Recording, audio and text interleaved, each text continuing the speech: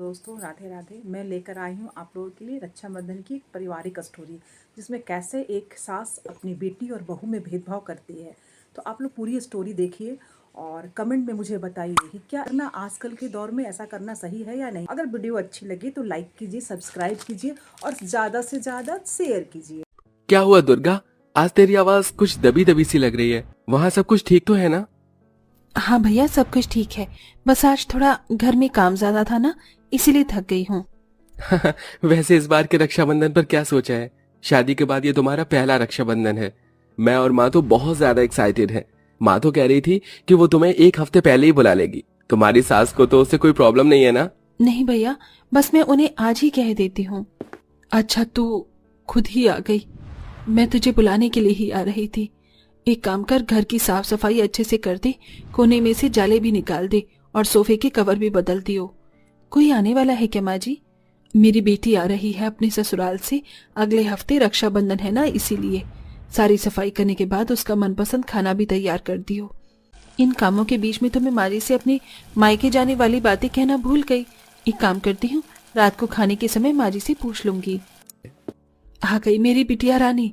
पता है मैं सुबह से तेरा कितना इंतजार कर रही थी। अब आई है तो 1-2 महीने रुक कर ही जाना। हाँ माँ, क्यों नहीं। भाभी, कार में भी मेरा कुछ सामान रखा हुआ है, उसे मेरे कमरे में ले जाकर रख दो। रागिनी, तुम तो कुछ दिनों के लिए आई हो ना, फिर भी इतने सारे बैग्स लेकर आई हो। भाभी, अब कहना क्या चाहती हो कि मैं बस 2 साड़ियों के साथ अपने मायके आऊं और 2 दिन रहकर चली जाऊं? मतलब नहीं था। तेरा मतलब हमें अच्छे से पता है। अब ज्यादा बातें मत घुमा। जाकर मेरी बेटी के लिए ठंडा ठंडा शरबत बनाकर ला। माँ, मायके आकर कितना रिलैक्स फील होता है ना, लेकिन कुछ दिनों से मेरे पैरों में बड़ा दर्द है। रागिनी बेटा, ये तूने मुझे पहले क्यों नहीं बताया? दुर्गा बहू, जा सरसों का तेल गरम करके ले आ और फिर मेरी बेटी के पैरों की अच्छे से मालिश कर दियो। माँ जी, मैं? और नहीं तो क्या, भाभी तो अपनी ननंद के लिए इतना करती है, तो क्या अपनी ननंद के पैरों की मालिश नहीं कर सकती? बस भाभी, अभी के लिए इतना काफी है, बाकी का रात को कर लेना। मेरा छोले भटूरे और पनीर टिक्का खाने का काफी मन कर रहा है। बस इतनी सी बात। मैं अभी अपनी बेटी के लिए गर्मा गर्म छोले भटूरे और पनीर टिक्का बनवाती हूँ। जा दुर्गा, जल्दी से छोले भटूरे और पनीर टिक्का बनाने की तैयारी कर। लेकिन माँ जी, आपके कहने पर मैंने पहले ही सारा खाना बनाकर तैयार कर दिया था। सुबह से घर में इतने सारे काम और इतना सारा खाना बनाने की वजह से मैं काफी थक चुकी हूँ। रागिनी, क्या मैं तुम्हारे लिए कल छोले भटूरे और पनीर टिक्का बना दूं? जब मेरी बेटी का ये सब खाने का मन आज कर रहा है तो तू कल क्यों बनाएगी? और कौन सा मैं तुझसे बोरे उठवाकर मजदूरी करवाती हूँ जो तू इतनी जल्दी थक गई? प्रेस कर देना। और हाँ, मेरा रूम भी थोड़ा गंदा हो गया है तो उसे भी साफ कर देना। रागिनी, तुम तो देख ही रही हो कि मैं रक्षाबंधन की मिठाई बनाने की तैयारी कर रही हूँ। ऐसे में तुम्हारा काम मैं कैसे करूंगी? भाभी, मैं अपने ससुराल में एक पैर पर खड़े होकर 10 काम करती थी और आपसे 2 काम नहीं करे जा रहे हैं। मेरी माँ की तो किस्मत फूट गई कि उन्हें आप जैसी बहू मिली है। रागिनी बेटा, ये देख, रक्षाबंधन पर पहनने के लिए मैं तेरे लिए कितनी सुंदर साड़ी लेकर आई हूँ। इसमें मेरी बिटिया बिल्कुल परी लगेगी। और ये देख, साथ में इसके मैचिंग की चूड़ी और गले का सेट भी लेकर आई हूँ। और ये ले, तेरे लिए ड्राई फ्रूट्स के डब्बे। काफी कमजोर हो गई है, इन्हें खाया कर। और ये ले बहू, ये तेरी रक्षाबंधन की साड़ी और हाथों की चूड़ियां हैं। माँ जी, शादी के बाद ही मेरा पहला रक्षाबंधन है और आप मेरे लिए इतनी सस्ती सी साड़ी लेकर आई हैं। तो तू क्या चाहती है कि सारे पैसे मैं तुझ पर उड़ा दूं? शादी के बाद ही मेरी बेटी का भी तो पहला रक्षाबंधन है। भाभी, बहुएं तो घर के खर्चों को बचाती हैं और आप हो कि माँ के बार बार खर्चा करवा रही हो। आपसे मुझे ये उम्मीद नहीं थी। मैं तो आपको बताना ही भूल गई। वो कुछ दिन पहले मायके से मेरे भैया का कॉल आया था। वो चाहते हैं कि रक्षाबंधन पर मैं कुछ दिनों के लिए अपने मायके आ जाऊं। क्या कहा तूने?